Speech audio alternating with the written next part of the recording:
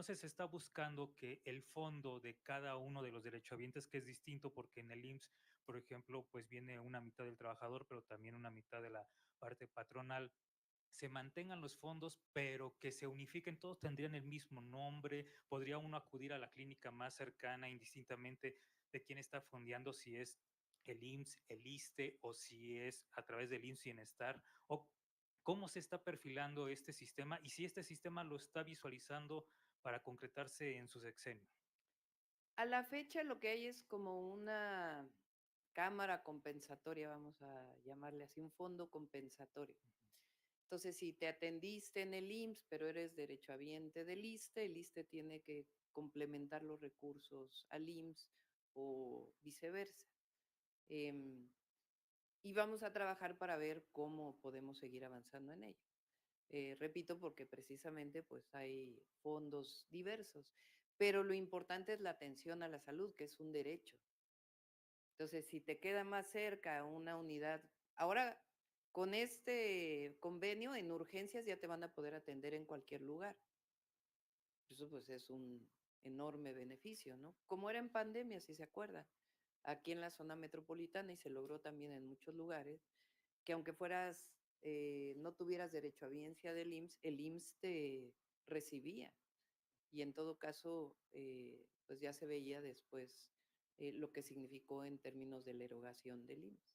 Entonces, esa es la idea, si después se llama de un solo nombre, pues ya sería cuestión de visualizarlo hacia adelante, pero es un solo sistema universal de salud que permita a los mexicanos y mexicanas pues tener acceso gratuito, eficiente desde la prevención hasta la atención más compleja de la salud, junto con los medicamentos gratuitos, que se ha avanzado mucho, pero nos va a tocar avanzar todavía más. ¿Cuándo se podría estar concretando esto? Pues vamos a tomar posesión, vamos a seguir trabajando y ya lo iremos informando. Lo importante es que se va a fortalecer el sistema de salud. Durante todo el periodo previo al presidente López Obrador, el periodo neoliberal, parte del problema es que con esta idea, que en parte era ideología y en parte negocio, de que era mejor siempre lo privado frente a lo público, entonces privatizaron dentro de los sistemas de salud prácticamente todos los servicios. Y entonces el ISSSTE se convirtió en un contratista más que en un proveedor de la atención a la salud. Entonces contratan o contrataban, porque ya se está eliminando todo, hasta los quirófanos a un tercero. Es un absurdo. Lo dije en un meeting, mi hija nació en el ISSSTE, en el Darío Fernández, y era una muy buena atención. Y después se fue deteriorando porque pues prácticamente privatizaron todo y una enorme corrupción en cada contrato. En el IMSS igual. Cuando yo llegué al gobierno de la ciudad, igual en la Secretaría de Salud, muchísimos servicios subrogados. Hasta las farmacias eran privadas. Nosotros llegamos, cerramos las farmacias privadas y abrimos un sistema público de compra de medicamentos hasta que entramos a la compra consolidada del gobierno federal. Entonces, nosotros, ¿cuál es la gran diferencia? Que nosotros creemos que las instituciones públicas son, o sea, creemos en las instituciones públicas.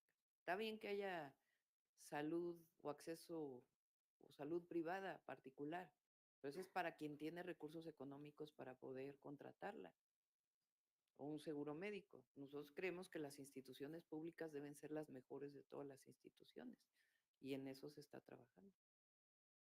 Doctora, en otro tema, la semana pasada se dio un revés ante esta demanda que presentó México en Estados Unidos contra distintas armerías, 8.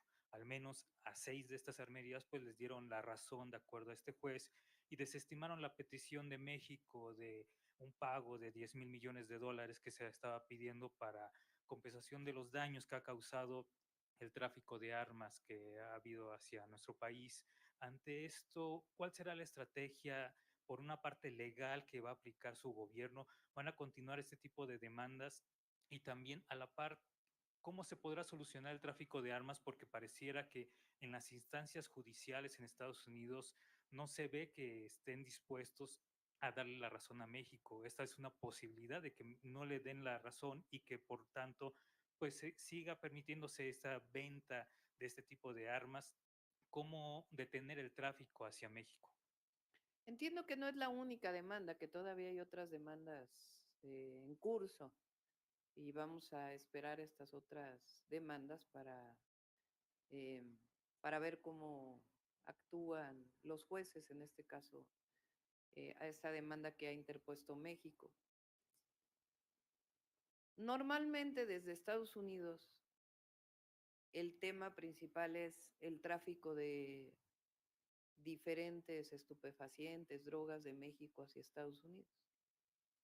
Y México antes tomaba esto como el único tema.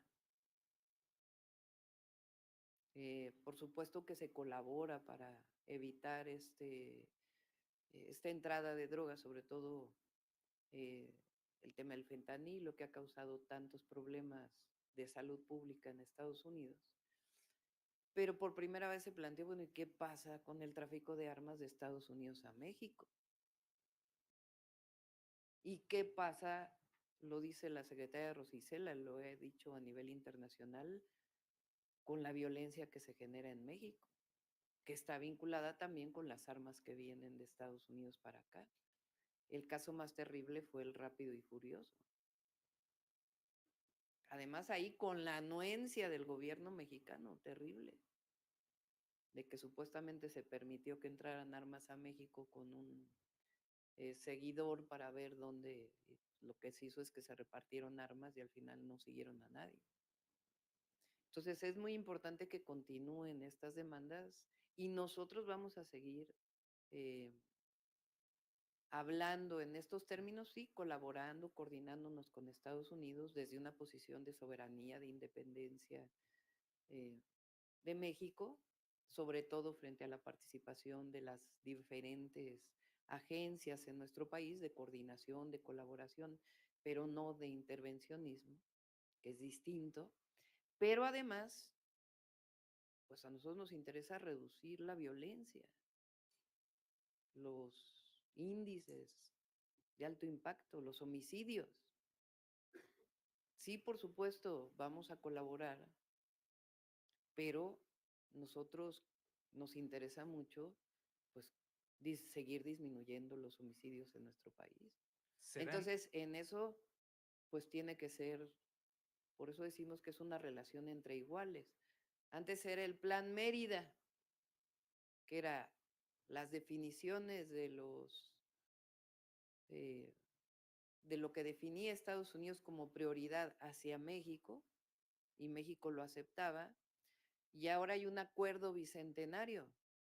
Y el acuerdo bicentenario pues tiene que ver con diversos temas, no solo el tema de los homicidios o del tráfico de drogas o la delincuencia organizada, sino con muchos otros temas que nos interesan a ambos en una relación de iguales. Entonces, este tema de las armas, pues vamos a esperar eh, qué es lo que se sigue resolviendo en los otros casos pendientes. ¿Será entonces una condicionante o por lo menos un punto que no se puede quitar de la mesa en las negociaciones que haya con Estados Unidos? Se habla de que hay coordinación permanente, pero se va a poner ese tema como condicionante para el diálogo, es No, decir, no que es siempre se condicionante, analice. es un diálogo. El diálogo pues no es condicionante. Son posiciones que se reflejan en la mesa, pero a nosotros evidentemente que nos importa que no sigan pasando armas a México. Y por eso la denuncia que en su momento promovió el canciller Marcelo Ebrard es muy importante. Por último, de mi parte, el día de ayer limoneros, productores limoneros y empacadores en Michoacán pues anunciaron nuevamente un paro en sus actividades están denunciando un incremento en las extorsiones, los cobros que les está pidiendo distintos grupos de la delincuencia organizada. Este episodio no es nuevo, ya se ha repetido en otras ocasiones y también los aguacateros y otros tipos de productores han denunciado esta misma situación. Pareciera que este tipo de casos que no iniciaron en este sexenio, pero que no han concluido y que seguramente le tocará a su gobierno afrontar no se ha podido solucionar con la presencia disuasiva de elementos de la Guardia Nacional. Pareciera ellos están pidiendo otro tipo de intervenciones, por lo menos que haya mayor acompañamiento desde el punto donde están haciendo la producción, donde se está empacando. Se está señalando que a veces la presencia de la policía ya a niveles carreteros ya es insuficiente porque ya pasaron por la extorsión previamente. ¿Cómo afrontará su gobierno este tipo de situaciones que seguramente no van a concluir pronto? Está una iniciativa en la Cámara para que en el artículo 19 de la Constitución se considere la extorsión como delito grave, con prisión preventiva oficiosa. Tendría que acompañarse en el Código Penal o los códigos penales. Yo pienso que además de eso, la extorsión tiene que tener una característica que lo hizo ya el gobernador de Michoacán, que es que se persiga de oficio, que es importante porque a veces quien es víctima de una extorsión no quiere denunciar por temor. Y entonces hay que romper ese círculo en donde no quieres denunciar, entonces no hay una carpeta de investigación contra quien extorsiona y ahora pues además no es delito grave, vamos a llamarle así grave. Entonces tiene que haber una estrategia en particular para la extorsión y tiene que ver con esto, con delito grave que ya lo presentó el presidente, con que se siga de oficio y también con el fortalecimiento de la inteligencia y la investigación. Recuerden que nuestra estrategia de seguridad tiene 4 elementos: atención a las causas, fortalecimiento de la Guardia Nacional, inteligencia e investigación. Vamos a ser un sistema nacional de inteligencia e investigación para la seguridad pública, que va a venir una iniciativa, porque lo que queremos es que más allá de lo que es considerado seguridad nacional, las inteligencias de las Fuerzas Armadas, de la Secretaría de Seguridad Ciudadana, de la propia Fiscalía, permitan poder detener a quien hace una extorsión, por ejemplo, o comete un homicidio, porque finalmente, como decimos, pues tenemos que seguir avanzando para seguir disminuyendo la impunidad.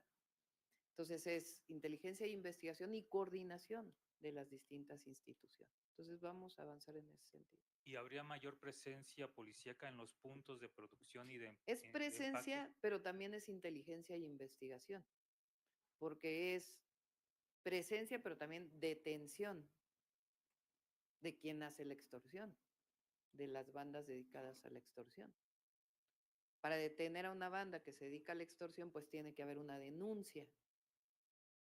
Quien hace la denuncia a veces no quiere denunciar por temor. Y si denuncia, a veces no es catalogado como delito grave y la persona queda libre, siguiendo su proceso en libertad. Entonces eso genera todavía menos confianza a quien recibe la extorsión para denunciar. Entonces por eso hay que cambiar la dinámica de la denuncia de la extorsión. Y son las dos, presencia y inteligencia. ¿Ya acabamos? A ver, 2 más acá.